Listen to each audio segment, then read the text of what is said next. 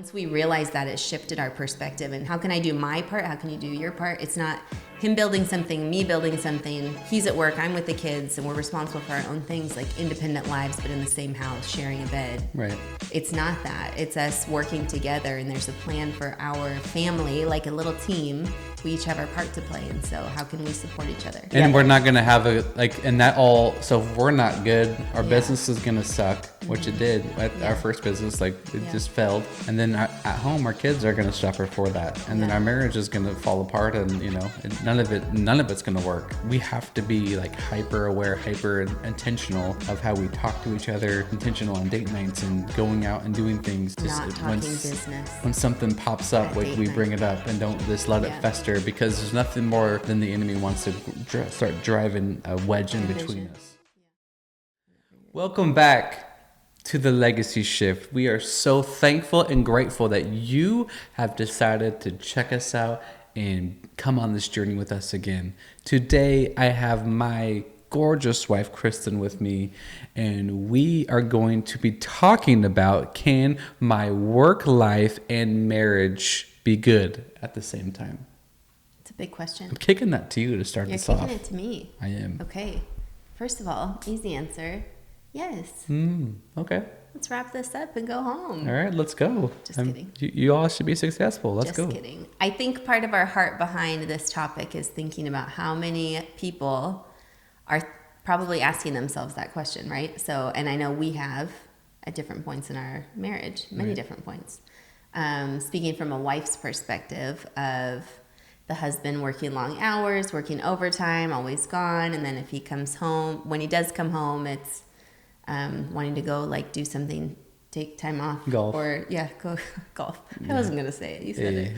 And then it's you can feel like you're the one at home with the kids handling all this stuff. And so, but he's trying to build the business. He's trying to hustle and provide for the family. And so it's sort of thinking about it from both sides, What's the husband's perspective? Yeah.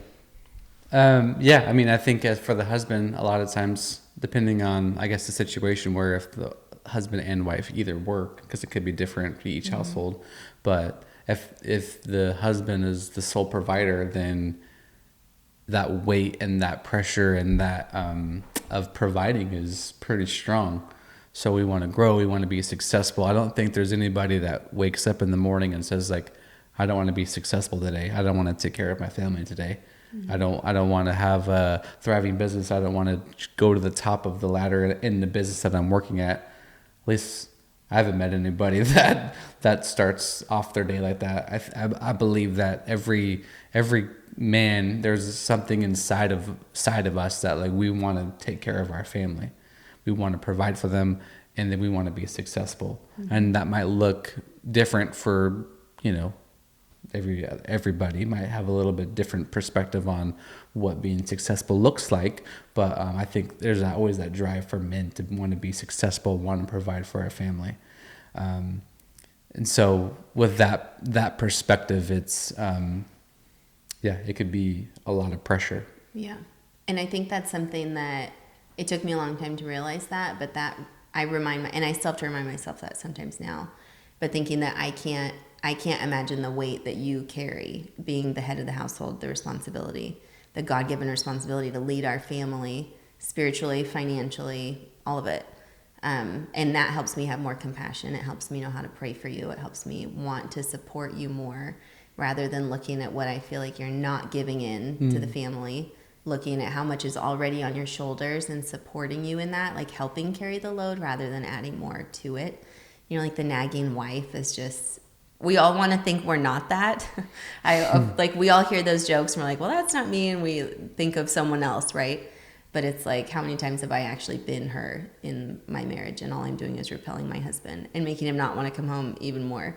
So it's just, but when I'm supportive, it's for some reason you would try to work harder to get off early, right, or to come home for lunch if he was doing a job nearby.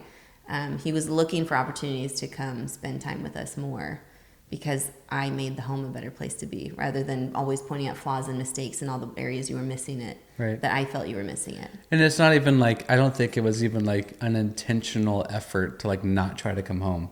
like, oh, I'm not coming home. Like, you know what I mean? Like, Yeah. I feel like we see that in the movies and like different shows a lot. You know, like the husband's always off. He's gonna do his own thing and purposely not, you know, go home to the nagging the wife. nagging wife. But like, I think realistically in the real world, I mean, for me, I'll just speak for myself. Like, I didn't like intentionally, you know, try to not come home or whatever, but I think it was just like all of the unsaid things, because you weren't necessarily saying those things either. You weren't necessarily saying like, oh, you're not meeting your end at home. But it was just But like, I felt it, yeah. and I was thinking it. It was all the the unsaid things, the unspoken things that you kind of felt that tension in the room, and so then you just, as you'd say, well, I'm not trying to go home, like, you know what I mean. So Yeah. as we fixed that, then it was just like more peace kind of came through the home, and then, you know, wanted to come home. See? You know, it was another point too that was like a big eye opener for me. In that season when you were working really hard and working long hours, and we were struggling financially, like even in the midst of working all that. That's why you were working so hard trying to make money for the family. But then I'm the one that's opening the mail and getting the bills and getting the phone calls and seeing all the things. Like, we had a rough patch for a bit. Yes, with we did. like, you know, a repo guy circling the house looking for our car. Yeah. Eviction notice. Thankfully, on the door. we were in a townhome in the We were in middle. a townhome. We were in the middle, so there were no outside windows. There were no windows on the garage. They couldn't find it in there. That's right. We had an eviction notice on the door. They were threatening to shut the power off. I mean, like, that's the state that we were in at this time. And so Yeah. he's, of course, hustling to make money. And I'm feeling the weight of the finances. We're feeling it in different ways. So he's out there working, trying to earn the money. I'm at home getting all the mail, hiding the kids in the house. Like, yeah, I don't wish to ever go back to those days. Our humble beginnings. But in that, then he'd come home and he'd be met with me saying, hey, how are we going to pay this? You know, and then I'm pretty much throwing bills at him. Right. And then he's coming home and he's face to face now with all the financial pressure. And so in that, I'm just trying to get the bills. I'm trying to like meet with you and make a plan. Right. And then you're just being confronted even more It with feels the lack like of I'm. money. It feels like I'm being attacked. And there's stress, and because Yeah. I'm the one bringing it up, then it's it's associated with me, and so now Right. you don't want to come home, and it was just like a vicious cycle for so long.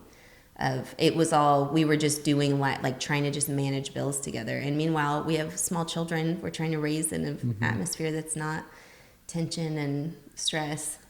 So I was trying to shield them from that kind of stuff at home, but it puts so much stress on the family when you don't. When you're not supportive of each other, I guess. Yeah. Yeah, when we're both doing our own thing or in different Independent. roles but not together, coming together, then it's just pure chaos.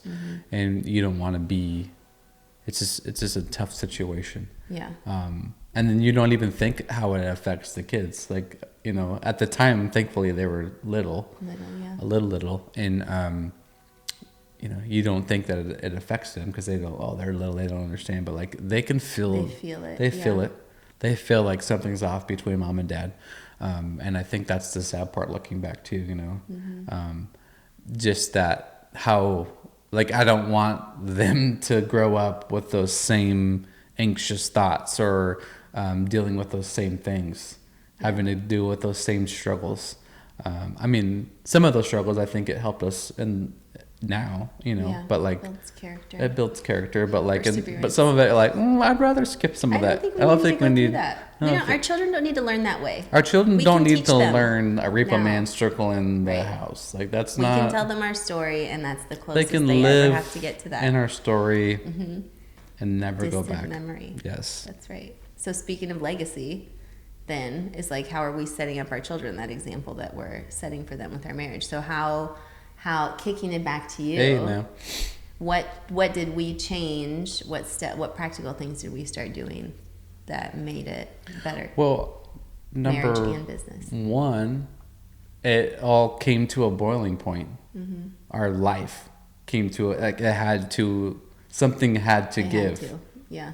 And I think obviously some things like popped up that wasn't good, but I think it was also a stem from so much wrong going on at home that like something had to give and it finally gave out. Yeah. It's like when you're trying to hold a bunch of like grocery bags all at the same time. I'm gonna take them all in, but like you didn't realize that the dude at the store like really packed them in there tight, and all of a sudden everything's like snapping. Everything just starts snapping. There go the eggs. There goes the eggs. Eggs, that's expensive. I You know. can be dropping the eggs. Be a rough loss. Cans going everywhere and milk spilling everywhere, and I think that's kind of what happened.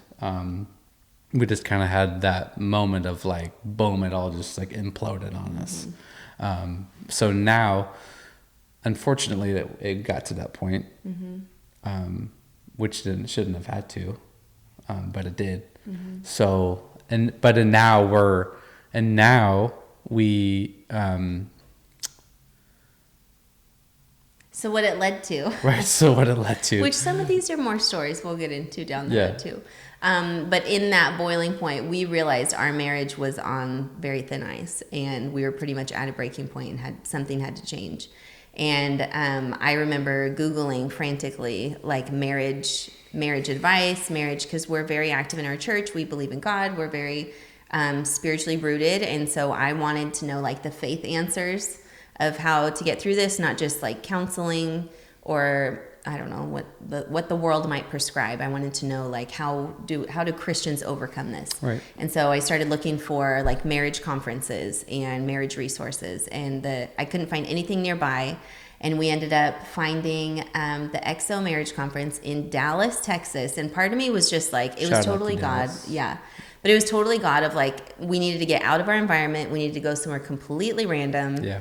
And we were broke, mind you, like that. We weren't doing well financially, but I scrambled. I reached out to my family. Can you watch our kids? Like, we have to go. And they didn't even know the fullness of it, but it was just like, we need to go to this marriage conference. So we figured out the money. I don't even know how we paid for that trip, but we booked the trip. We bought the tickets to the conference. Yeah. We flew to Texas. It was a 2-day conference. We stayed for 3 or 4 days, I think, total. And we were opened up, like we were exposed to basically just like the biblical foundation of marriage and what it's supposed to look like and the foundation it should be built on and the things that we weren't doing any of it. It was so mind blowing how like, wait, what? Like the Bible says what? Literally every speaker, because there was multiple speakers in those 2 days. They just one after another came out, either couple or solo. And the things that they were saying, you're just like, for me, I was raised in church like from birth.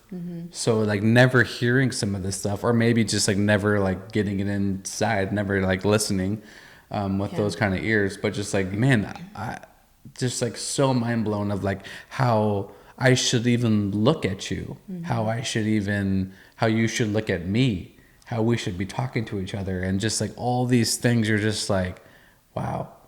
And then just like our past and like how we brought it into the relationship to even start it off. So like we even started it off wrong.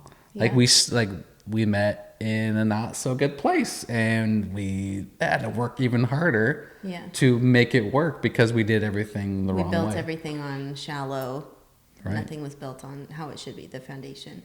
And just hearing that God even had a plan for marriage and a purpose for marriage was so eye-opening to us. Right. So, and I think a lot of that was because we went to that conference the next year, and no shade to them, but I think there's just something about when you put that demand on God, when you like go to something like that, like we got our answer that we needed, and it rocked our world, like changed everything about our marriage. And we went to that event again that next year, and we were just kind of like, oh, this was nice. Because at that point it was like we had done so much work that it, not from a place of like pride or perfection or anything, but just like I remember it being a lot more life-changing and transformational, and like this was good and everything, but it wasn't like, I don't know. So I just think it speaks so much to the place that we were at, the desperation we had, when you're desperate, the demand we put on God, and we were both in that. We had to both be in the place of, we will do whatever it takes to fix this. It takes definitely both. You have to do both. I think so many times you hear like the wife is like desperate first, which obviously you were first to be like wanting something to change. And I don't know why us guys like are always the last, stubborn dudes, always the last to figure it out. Not every guy, but it's so often you hear stories of like the guy finally, Sorry, there's a strange man pulling up to our window right now. We'll just keep going. The guy. Yeah. So it's always, it seems that the guy is always the last one to figure it out.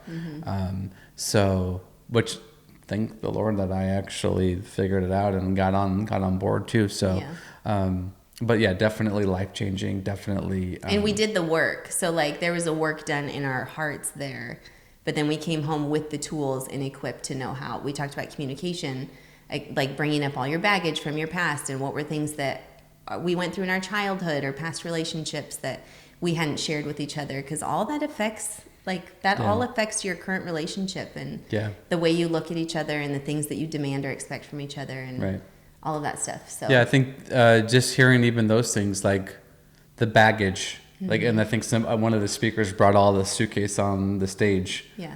And like, this is like all the past relationships that you were in, or all the debt, or all the hurt, and then you put it all on childhood stuff, and then she does all of her baggage and puts it all, and there's like the stage is full of luggage, and it's like, now we either unpack all this or we shove it in a closet, and then one day that closet door pops out, busts open, little things, yeah, like kind of little buzzwords or different things that kind of pop up and flare up. And this, why is that happening? Is because you never unpacked that bag.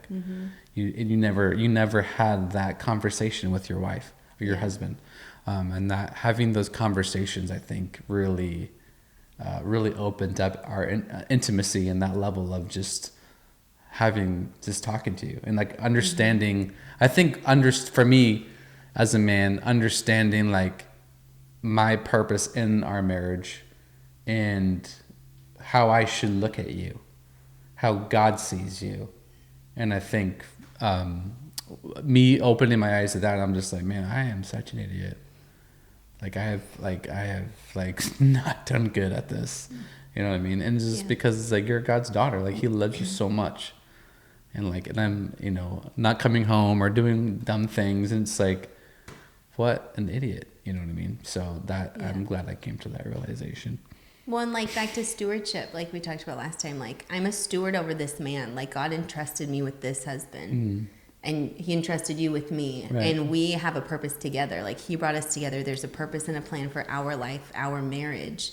Our marriage is meant to reflect the glory of God in the earth. And so of course the enemy's going to come and attack it as much as he can. But when two of us are united, like that's where God commands the blessing.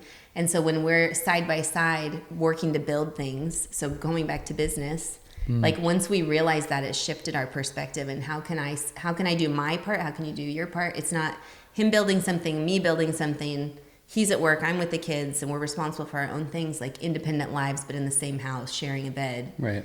It's not that. It's us working together, and there's a plan for our family, like a little team. We each have our part to play, and so how can we support each other? Yeah. One of the greatest things I've ever heard in any marriage conference, any book, was this, and I guess I've quoted it so much, do I have to quote the person? I don't know. Like, it's yours now. How many times does it take for you to how many times you say it, and it's like, now you can shout them out. Maybe let me. If I don't butcher it, then let me see. If you butcher it, it's yours. Yeah, there we go. So it says we invest in so many different things in life. We invest in even from our grass to our health to finances, and marriage is an investment as well too. And every single thing that we are invested in, we check it every day or once a week. Or once a month at the minimum, we check it. But like that lawn, if there's weeds coming and you're out there pulling those weeds, spraying it down, you want that baby green. If you got stocks out there, you're in crypto or whatever, you're checking those stocks. You're seeing what's going on. You're moving that money. You're making sure your money is doing what it's supposed to be doing. But when it comes to our marriage, we literally put all that time in the beginning to get her to say yes, or get that ring and you say yes. We have the marriage, the wedding, the honeymoon, and then that's it. We never check in. Done investing. We never check in. Yeah. We never see how we're doing, and then we go through life just expecting that it's going to be good. Like what investment that in the world would actually work out if you never checked in with it? Yeah. That was Craig Rochelle. It was. So yeah, You did pretty good. I did pretty good. I mean, I made it a little dramatic, but like it was A little that more build up. was one of our first marriage conference, and I'm just like, dude, that is so good. Because he was saying, like, how can you expect it to grow healthy if you never invest into it? Right. And so even that, and we saw that firsthand with that marriage conference. Like, we went into debt to fly to Texas and go to that conference, and we didn't have money anyway. But like in that investment, physically, financially, emotionally, everything that we invested into that trip, and it completely changed. And that wasn't, like we talked about, that was the beginning of the work. But now we even have to remember, I still look back on my notes sometimes, actually. Every time I write a bridal shower card or like wedding gift card, I look back on my notes from that first conference, because those things were so foundationally like transformative in our life, of not just praying for each other, but praying with each other. Yeah. And think of ways you can serve them every single day. Ask, how can I serve him to make his day better? Yeah. Is it make him a lunch? Is it have dinner ready when he gets home? I remember one conversation was, I'm not a very strong cook, and cleaning is not maybe one of my favorite things either. And I homeschool, and so I'm like doing all that during the day, and like, yes, I'm at home with the kids, but like we live there, and so stuff's everywhere. And so I finally asked him, because he would come home and want like, this peaceful, sweet haven of beauty. Right.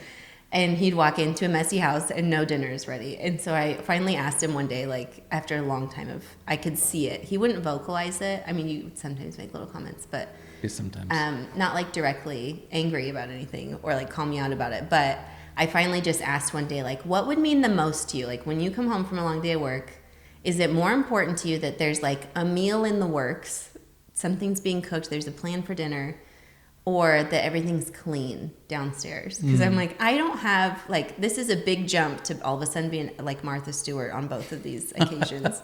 But like, I can start putting my effort in more in one area right now. So like, where should I start? And I remember you just saying, like, if there's at least a plan for dinner, like that doesn't have to be on the stove, it doesn't have to be ready yet, but if there's at least like a plan. And that's still, I go through seasons of being better at that than others. And from my perspective, on that too, it's like I worked all day in running a business. In this instance, I'm running a business, managing employees, like all the decisions that I have to make throughout the day, dealing with customers, and certain ones are funner than the other ones.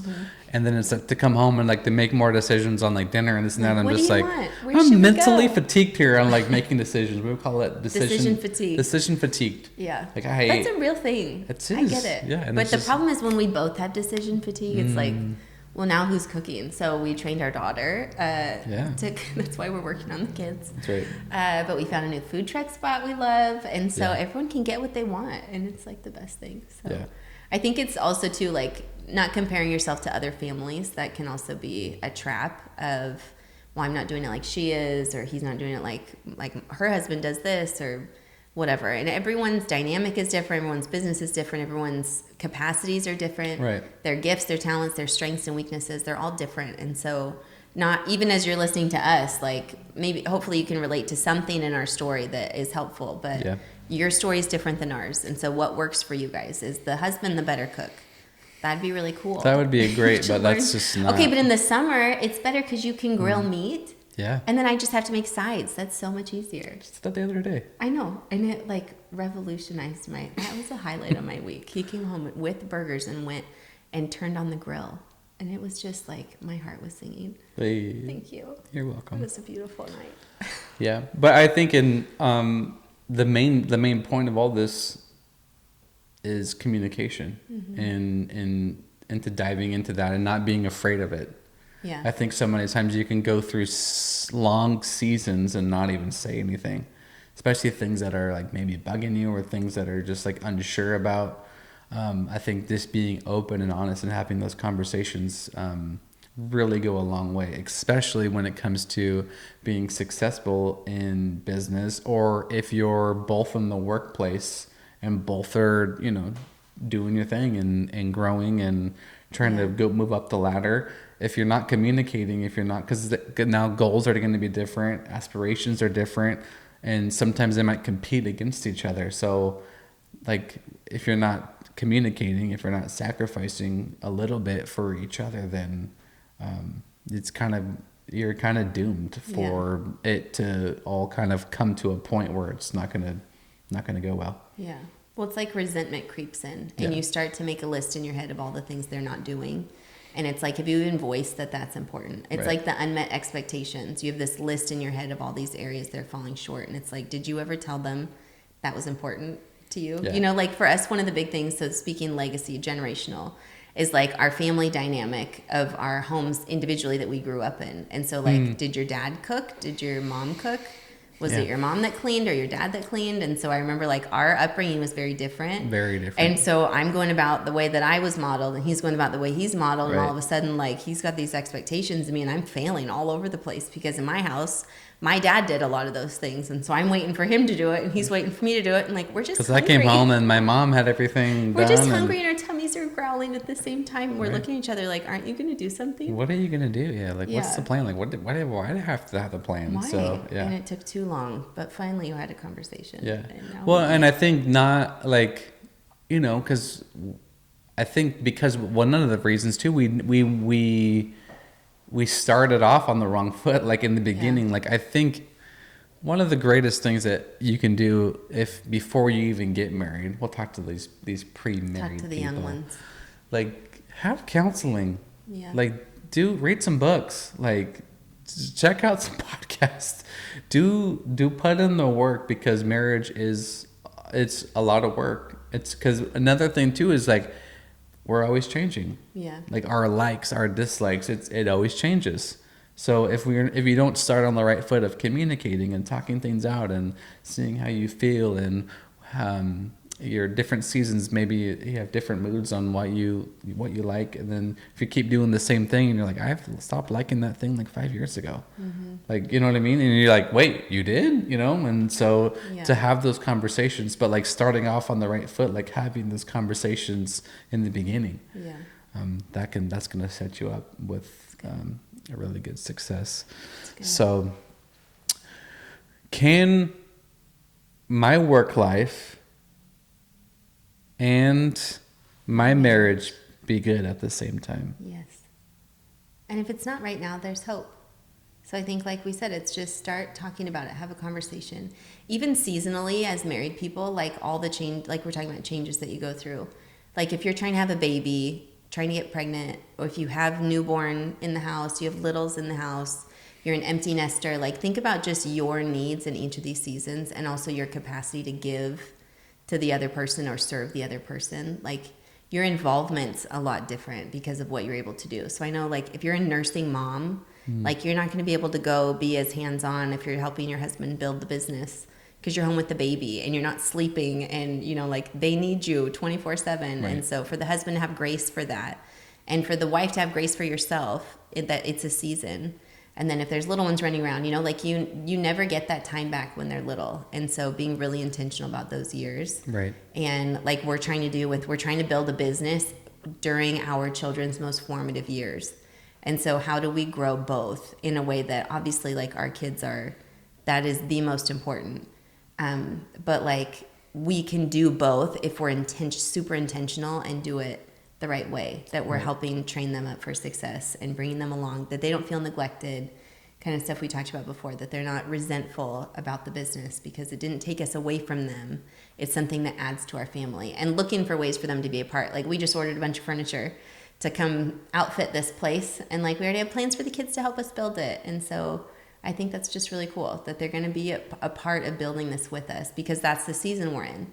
And we have friends that they're empty nesters, but now the son is now working for the business, the family business. And how cool is that? Yeah. That he even wants to do that. That's so cool. Yeah. I think seeing that too, like, just like inspiring, because like, I know like my dad and we had different businesses. So seeing, we worked together and different things like that, you know what I mean? But to see him work literally in the desk next to him, I was like, that's so cool. Mm-hmm.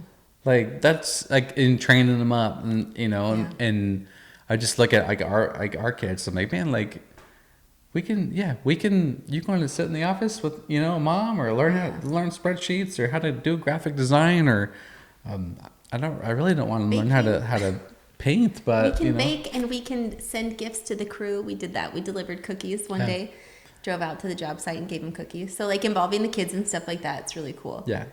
I think being super intentional, like you said, with your kids, with your spouse, in business, in your workplace, you're bound to be successful. Because if you put that intent to it, it's just like, we have another analogy. So like Steph Curry, he's in the playoffs. Shout out to Steph. He's one of the greatest shooters, or maybe some say the greatest shooter of all time for 3-point shooting. Well, he's put in the work. Mm-hmm. He also has a shooting coach. He has a physical trainer. He has a cook. Like Steph Curry, the greatest shooter of all time, but still has all of these coaches in different positions that he's hired to help him still perform at this level that he is at today. Yeah. And to think that you and I can do it without communicating, mm-hmm. without putting any kind of work in, or any kind of mentors, yeah. That's silly. And so many couples that we know and that we've heard of, like just don't put any kind of work in and then expect it to grow, and then it doesn't, mm-hmm. and frustrations happen, and obviously families split and all that kind of stuff. So being very intentional about the words that we even speak to each other in front of the kids, and because at the end of the day, like if I look at you as a child, like a daughter of God, like how he looks at you, like he holds you in the palm of his hand, like he loves you, he created you, his masterpiece, and he gave you to me to steward that relationship, like his daughter, as God's daughter. Like you are God's daughter. And you're accountable. I'm accountable to God. Like, how do you treat my daughter? Yeah. Like, woo, Lord Jesus. So I think, having that perspective about how we see our spouse, like it's not just, we didn't just some girl or some guy that we met. No, like this is God's like daughter. This is God's son. Yeah. Like how are you treating him? And if you don't like what you see, how are you talking to them? How are you talking about them? Are you calling out the gifts inside of them and the potential inside of them? Are you saying you're lazy, you're no good, all the things that, like you picked the wrong one or something mm-hmm. like that. So it's just, that's so the world to just give up, and this must not, people are in your life for a season, or follow your heart, all those things. Like we believe marriage is forever. Right. You made this decision, and we don't believe in soulmates, but now that you picked that one, they are the one. And so you're in covenant now, and that's a forever thing. That's a till death do us part thing. Right. That's a for better or worse thing. That's I love you because I choose to love you, not just because I feel like it. Even when I don't feel like it, I love you. Right. And how can I serve you? And intentionally thinking, what are the good things that they're doing? Where's the potential in speaking to those things and watching that? We get the fruit of what we say. Our words create our world. And say that again. Our words create our world. My goodness. And the more I think about the list of all the things, the ways you're not living up to what I think you should be, that's the more of that is what I'm going to get, versus speaking to the man of God inside of you and calling you higher and seeing you rise to that potential. Goodness, you're giving me goosebumps. You have goosebumps? Yeah. Aww. Goosies. That's so powerful, and I think when you intentionally switch that in yourself, because we both have to do our part. You have to go first. We both have to do. We can sit there and complain, and you're not doing this, and I'm waiting for him to do whatever, or she needs to start doing this. But no, it starts with us first. Yeah. And I felt like the moment that you started praying for me even more, a lot more on your knees. When I did not like you. When you didn't like me. I did not like you. Wow. And there were just moments. But I just mean because it's that. It's not, you've earned it now, or you deserve it now, or you served me like that, so now I'll do my part. It's like, I'm going to do right first. No matter, because back to that point of I'm accountable to God. Yeah. It's not, well, how did he treat you? So, okay, you get a free pass because he wasn't nice to you or he didn't value you or whatever. It's like, no, I'm accountable to God for how I treat you, period. So whether you earn it or not, whether you deserve it or not, whether you've been sweet to me or not, I need to do what I'm supposed to do regardless. Yeah. And in that, it's like at some point, if you receive that much selfless love, Something happens in you. Right. And not you specifically, but Yeah, I mean yeah. like the spouse, like it takes one of you humbling yourself first, whoever, because you both have your reasons, right? Like you both Right. have your list against You can each have other. a book, And you chapter can both books. be right in your Yeah. own minds. You can both be completely valid and completely right. But all it takes is one of you being humble and laying that down and saying, I'm going to do what's right anyway. I'm going to do what's right first. And Right. then even no matter how much time passes before they figure it out, at Yeah. some point, it's like you can't receive that kind of love and not respond eventually. Right. You can't, because at the end of the day, when we get up to heaven and God's going to say, what have you done? How have you steward your relationship? And then you can't get up there and be like, well, it's the woman that you gave me. It's the man that you gave me. Don't bother saying that. Don't even bother saying that, bro, because you are accountable to your own life. Mm-hmm. So it's you being intentional. And so going back to that, like when you started loving me, even when I was unlovable, I felt the change. I felt it in the atmosphere of our home. That you still chose me, that you still chose to love me, you still chose to be with me, you wanted to make it work. And then I felt that, like I felt it. I just like it took a bit. After It took a bit. it took a bit, but then I got a hold of it. God, the guys, sometimes guys are a little bit I know. slower. Women, you just got to be Guys, patient. it's okay. You a little bit patient slower. with them. We'll get there. They get there. Girl. But once they get there, it's like, it's forever. Yeah. Yeah. So I think it's that, like, so often, like we, like I'll just speak to the women. Like you guys are so desperate for your man to finally get it or finally do whatever that it is. And it's like you just like it's like you almost like give up right there. And like as a man, like having that encouragement and constant that belief that like you believe in me, that you love me, that you respect me, that you're my biggest cheerleader, you're my biggest encourager. Like eventually it gets down in there, and then it's just like, wow, this woman, like she loves me. And I've been a complete idiot, and then so you do everything you can to turn it around. And then now it's just like like when something comes up, like we have that open relationship, that conversations. We kind of talk like this like all the time. It's kind of one of the whole points of like even starting this podcast is like these are the conversations that we have like almost on a daily basis. Like when I come home from work, or what if we're on the weekend doing something, like this is kind of how we talk. We talk open Because we've learned. because we learned. If you don't say it, Yeah. you don't know where it's leading. Right. When you tuck those things away or you ignore the little nudge to speak up about something. Right. You don't know where that's going. So now when you the little nudge or the little thing that seemed weird or whatever, you bring it up, or I bring it up, and you listen with grace and you listen with love, and that's a whole other thing, is like the ways to communicate. You're not attacking each other, you're not accusing. It's just, this is how I feel about whatever's going on. Right. And so when you can have that respect for each other, because we realize we're on the same team. Back to that, like we want to succeed, and I'm not going to have a successful life if he's failing. Right. He's not going to succeed if I'm failing. And so it's not about putting the other one down so that I can have a better life. It's like, if we're not doing well, we're not doing well. right. Together. And we're not gonna have and that all. So if we're not good, our business is gonna suck, which it did at our first business. Like it just failed. And then at home, our kids are gonna suffer for that, and then our marriage is gonna fall apart, and none of it's gonna work. Yeah. So like if we have to be like hyper aware, hyper intentional of how we talk to each other. This intentional on date nights and going out and doing things, and just Not talking business. when something pops up, At like date we night. bring it up and don't just let it fester, because there's nothing more than the enemy wants to start driving a wedge in between Division. us. Yeah. And then the moment he can get that stake, I feel like you see a fence being built. I'm in construction, so like this is kind of how I see it.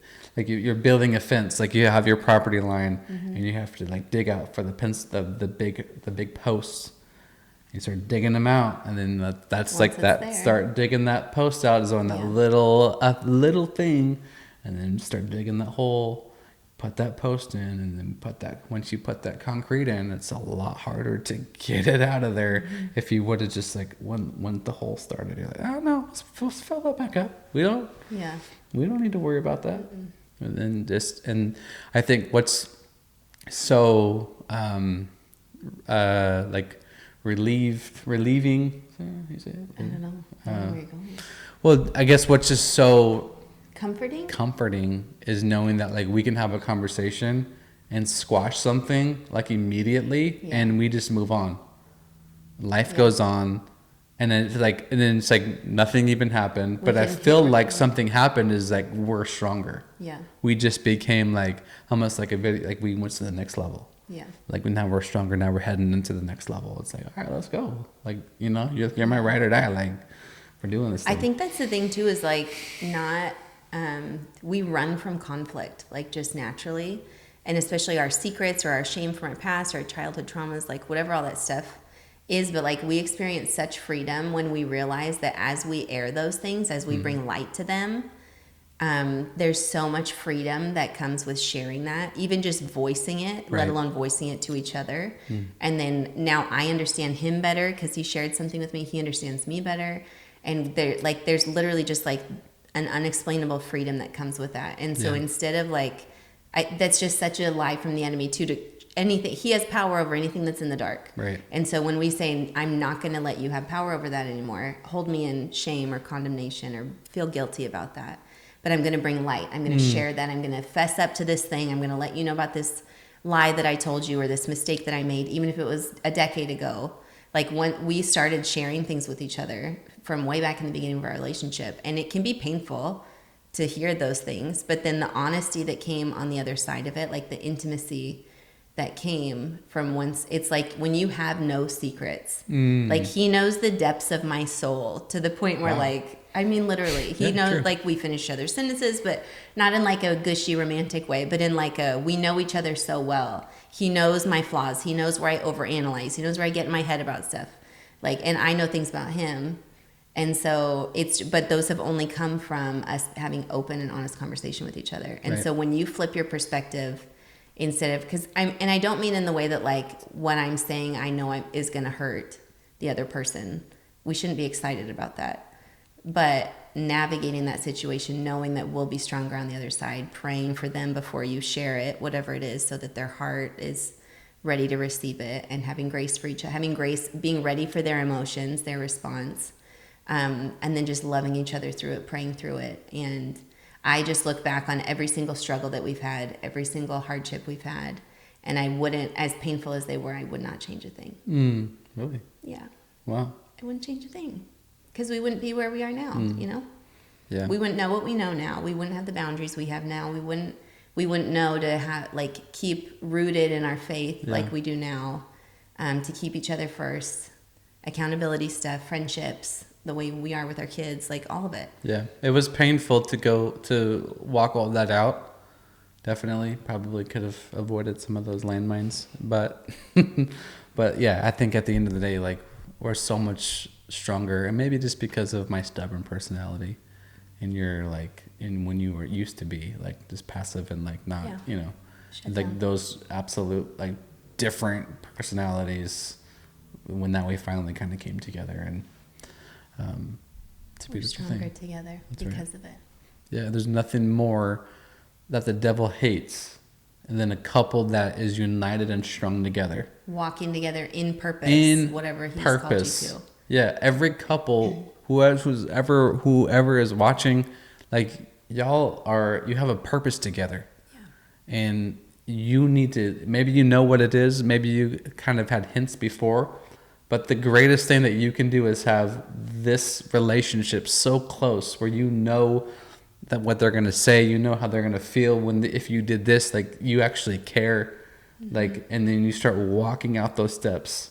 Yeah. And then just into that divine purpose that God has for you as a couple, man, there is nothing more powerful than that. Yeah.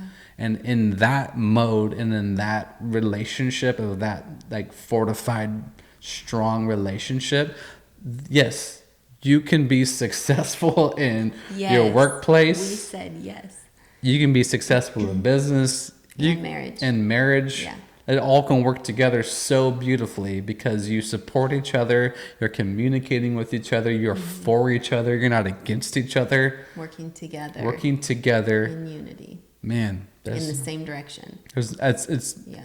we run a marriage conference at our church, and there's just nothing more, I think, It's just the best time of the year. beautiful to see couples at the end of the conference just hand in hand, like on a mission from God, like this completely got a hold of it, like maybe shed some past stuff, past hurts, finally had an intimate conversation, and just seeing that, like as we kind of walk around and like kind of see all the couples like just really connecting, and oh man, it's just nothing better because now we know like that they're on a purpose, like their purpose is going to be fulfilled and they're going to do everything that God has for them. Yeah. As a couple together, as a family unit, their kids are going to be stronger.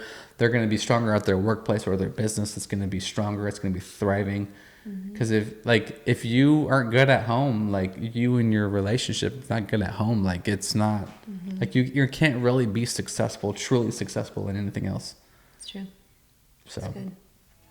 oops, Whoopsie. well, that didn't go as planned. Newbies We here. were closing. We were trying to close. We really hope that you are enjoying this episode and enjoyed it. The camera died. The camera died. That's what why happened. it ended so abruptly. Just newbies trying to still work some things out. So we really appreciate you guys coming along with us on this journey, sticking with us. We promise you every episode we're dialing Get a it little in better every a little bit time. better every single Yeah. time. So subscribe and follow along for the journey. We really do appreciate all the love. See you soon. See you soon.